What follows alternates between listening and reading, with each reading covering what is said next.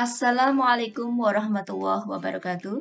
Saya Diroyatul Mufidah dari SMP Negeri 1 Somogede akan menyampaikan tugas modul 1.1.A.8 Koneksi antar materi, kesimpulan dan refleksi pemikiran Ki Hajar Dewantara dengan fasilitator Bapak Muhammad Ubaidillah Maksum MPD dan pengajar praktik Ibu Puji Astuti SPD.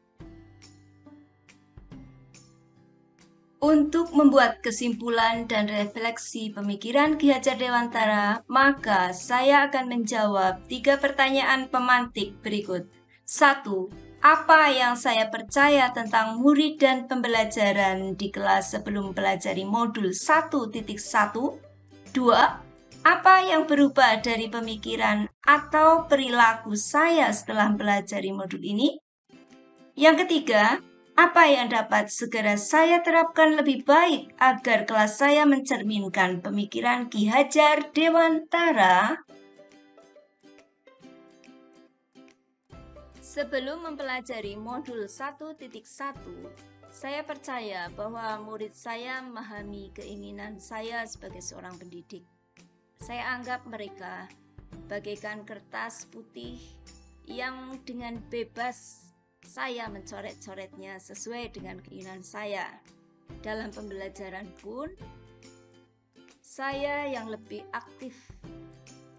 Mereka hanya sebagai objek pembelajaran. Pembelajaran masih berpusat pada guru. Tak ada keaktifan siswa. Saya juga kadang bingung apakah mereka sudah paham atau belum. Mereka malu untuk bertanya atau memang takut untuk bertanya.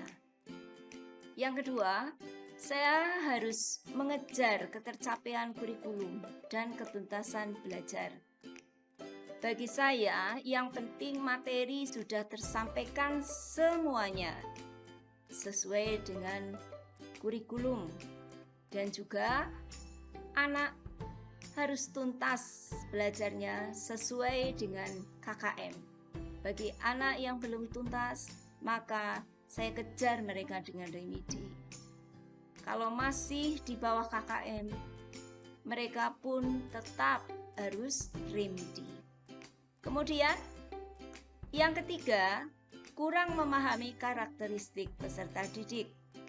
Untuk tugas pun saya berikan mereka itu tugas yang sama semuanya tanpa saya melihat bakat dan minat mereka. Dan yang keempat adalah saya hanya fokus pada kompetensi kognitif dan psikomotorik. Bagi saya yang penting nilai kognitif dan nilai psikomotorik atau keterampilan terpenuhi tanpa memikirkan aspek afektif atau sikap mereka ketika dalam pembelajaran. Setelah belajar modul 1.1, maka yang berubah adalah mindset saya bahwa mendidik anak bukanlah menuntut, tapi menuntun dengan segala kodrat yang ada pada anak, baik kodrat alam maupun kodrat zaman, agar anak mencapai kebahagiaan dan keselamatan. Yang kedua, saya tak lagi membebani anak dengan tugas yang banyak dan juga mengejar ketuntasan. Kemudian, yang ketiga, saya sudah memperhatikan karakteristik peserta didik.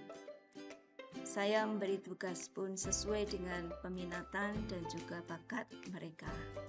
Yang keempat, mengintegrasikan dengan pendidikan karakter. Dalam pembelajaran, saya pun sangat memperhatikan tentang budi pekerti. Dalam konteks sosial budaya yang ada di Banyumas, maka saya sebagai seorang guru tetap memperhatikan unggah-ungguh anak ketika berhadapan dengan guru, kemudian juga dengan sesama teman. Penerapan yang saya lakukan di kelas agar mencerminkan pemikiran Ki Hajar Dewantara antara lain: 1. Pembelajaran berpusat pada siswa.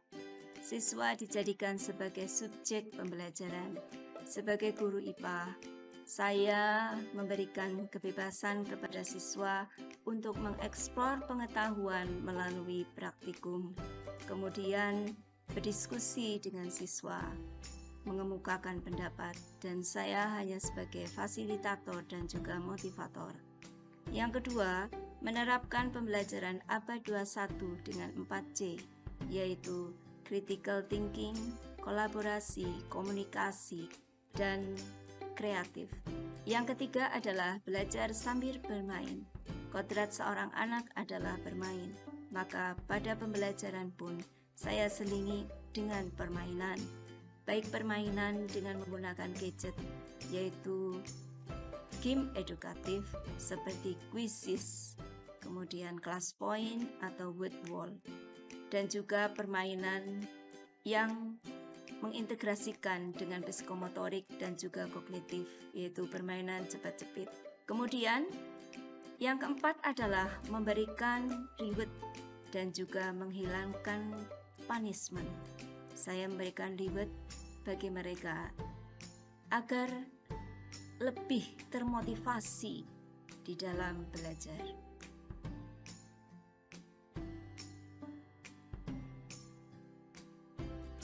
Dari modul 1.1 yang sudah saya pelajari, maka saya dapat menyimpulkan bahwa yang pertama, pendidikan itu merupakan persemaian benih-benih kebudayaan dalam masyarakat. Yang kedua, tujuan pendidikan adalah menuntun segala kodrat yang ada pada anak agar dapat mencapai keselamatan dan kebahagiaan sebagai manusia dan juga sebagai anggota masyarakat. Kemudian yang ketiga, inti pemikiran pendidikan Ki Hajar Dewantara adalah bukan merubah kodrat manusia, namun membantu anak untuk memaksimalkan potensi yang ada di dalam dirinya. Dan yang keempat adalah budi pekerti, itu merupakan keseimbangan hidup antara cipta, rasa, karsa, dan karya. Demikianlah penyampaian, kesimpulan, dan refleksi pemikiran Ki Hajar Dewantara. Terima kasih atas perhatiannya. Salam sehat dan bahagia. Wassalamualaikum warahmatullahi wabarakatuh.